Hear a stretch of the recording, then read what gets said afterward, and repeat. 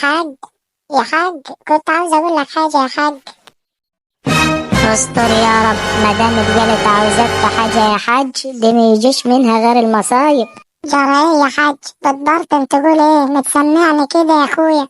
برطم بقول ايه يا حاجة؟ ده انت حبيبتي، انا اقدر اقول حاجة برضو؟ كنت عاوزة تقولي ليه بقى يا حاجة؟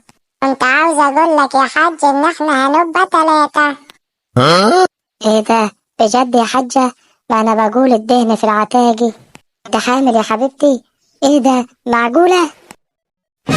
عامل ازاي يا راجل؟ انت كمان الراجل اتهبل على كبر ولا ايه؟ الله، امال ايه يا ولية 3 دي؟ يا راجل انا اقصد ان احنا هنبقى 3 عشان هتيجي تقعد معانا. يا شيخة حسبي الله ونعم الوكيل فيك انت وامك.